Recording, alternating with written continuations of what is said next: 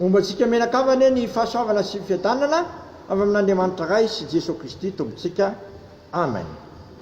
Misaotranao zay raha eo amin'ny zavatra rehetra nina amin'ity andro vaovao amin'ny herinandro ity izay andraisana indray ny mofinainan'io dia ampahire zay tompo ho velona ho amin'ny fahavonona nanompo anao nina amin'ity herinandro vaovao ity ary hanolo tena ho anao manakariva ary vonona amin'ny asa tsara rehetra mba ny famparezan'ny fananao masina. Misaotra Jesosy miteneny ianao fa voninkeniny ianao zay amin'ny anarantsonao Jesosy. Amen. Ny anjara mofinaina ho antsika amin'ity andro alatsinainy fitojoana 2 ty gavana dia Luka 7:12 andininy 1:12 ka hatramin'ny 7:10. Luka 2:12 andininy 1:12 ka hatramin'ny 7:10. Vaky toy izao zany amin'ny anaran'i Jesosy. Niakatra ho an'i Jerosalema Jesosy dia nandeha namaky an'i Samaria sy Galilea ary haniditra tao amin'ny vohitra anankiray izy dia nisy boka folahy nifanena taminy izay nijanona teny lavitra eny ary izy ireo niantso mafy ka nanao hoe i Jesosy tompo mamindra fo aminay ary ahitan'ireo dia hoy izy taminy mandehana misoa misy ho ampisoa ary efa lasa izy ireo tena dio tena mpandehanana ary nanakay tamin'ireo dia raha nahita fa sitrana izy dia niverina nankalaza an'Andriamanitra tamin'ny feo mahery sady nikohaka tamin'ny tombo Jesosy ka nisaotra azy ary samaritany iny lehilahy iny. Tena maly Jesosy ka nanao hoe tsy efa voadio avokoa va izy folo fa izy ansivy moa tsy nisy hita niverina anome voninahitra an'Andriamanitra fa tsy ty olona hafa fireneny ity ihany va? Ao izy tamin'ny mitsangana mandehana ny fonao no efa nahavoavonjy anao. Ray masolo manamasina anay amin'ny fahamarinana ny teninao ny fahamarinana. Amen. Loha hevitra vaovao moa no raisitsika nanomboka tamin'ity volana jona 2020 ity manao hoe hanorenana ny maha-kristianina ny finoana. Hanorenana ny maha-kristianina ny finoana. Zava-dehibe ravana ny hoe maha-kristianina. Eto dia miezaka ny tenin'Andriamanitra izay zaraina amintsika mandritsy ity volana jona ity mamerina antsika sy mahatonga antsika hijoro tsara amin'ny maha-kristianina ambara-piavan'i Kristy eny amin'ny raноlanitra. Eto dia misy olona 10 reto izay nataon'Andriamanitra nahita fitia tamin'ny alalan'i Jesosy satria izy 10 reto dia boka nefa noho ny nataon'i Jesosy taminy dia afaka tamin'ny abokana izy ireo.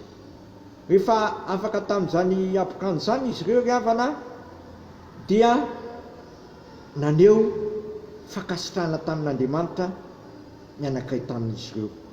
Fa ny sivy kosa tsy nahatsiaro zany fahasoavan-dehibe azony tamin'Andriamanitra zany fa tsy mananana ny verina nisaotra an'Andriamanitra.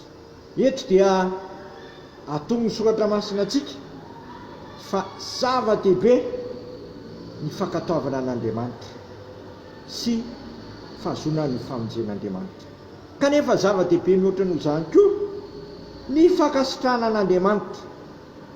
Nahazo teny mamy dia mamy angety olona niverina nanome voninahitra an'Andriamanitra ty dia nikohaka teo amin'ny Jesosy ao nosy izy Jesosy taminy mitsangana mandehana ny fonao nefa nahavoavonjy anao. Zava-dehibe ravana ny fanomezan'ny voninahitra an'Andriamanitra sy ny fankasitrahana azy ny amin'izay ny fanataony tamiko sy taminao. Ka amin'ity andro anio ity ampahirezina ianao atsiaro hanome voninahitra an'Andriamanitra manakariva sy akasitraka azy satria marina amintsika ilay tenin'ny anjely hoe voninahitra ho any amin'ny avy indrindra ary fiadanana ho an'ny olona akasitrahana. Koa tohizo ny fahaizana makasitraka an'Andriamanitra amin'ny ataonao rehetra ary zao koa ny sitrapon'Andriamanitra dia misaotra an'Andriamanitra amin'ny zavatra rehetra fa zany no akasitrahan'Andriamanitra. Koa erezo ary havana ny makasitraka an'Andriamanitra manakariva amin'ny ataonao rehetra fa aza manao fanahiny reto boka sy vilay reto izay nahazo fanasitrarana nefa tsy nay nakasitraka an'Andriamanitra koa fa mameteza tahaka n'ilay anankiray sy niverina na nome voninahitra an'Andriamanitra, ary tsy amin'ity andro an'ity any ianao mitian'Andriamanitra me voninahitra azy, fa amin'ny androm-piainanao rehetra, satria zany raha teo ny antsoiny antsika dia ankalaza azy sy ame voninahitra azy ary aneo ny falabiazany amin'ny ataontsika rehetra. Amen. Vavaksika, misaotranao zay raha eo amin'ny zavatra rehetra. Misaotranao zay noho ny amin'ny famindramponao zay nampianatra anay ny amin'ny teninao teto. Dia ampaherezo zay mba tsy ekeka foana ka nadino ny famonjena efa vitanay fa mba ay akasitrakanao kosa tahaka nyity boky anankiray ity zay miverina na nome voninahitra anao sy nisaotranao rehefa nisotranonao.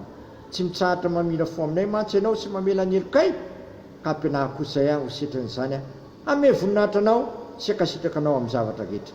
Dia mampianarana anay ry vavaka hoe rainay zay nandanitra, mamasina ny anaranao, mitonga ny fanjakanao, ataony ny sitraponao ny tia-tany tahaka ny an-danitra, minaniny anina sahazo anay ary mamela ny helokay tahaka namelana izay meloka taminay, izay mitondra anay amin'ny fakapanahy fa manafanay amin'ny ratsy hanao amin'ny fanjakana sy ny hery ary voninahitra manakizay.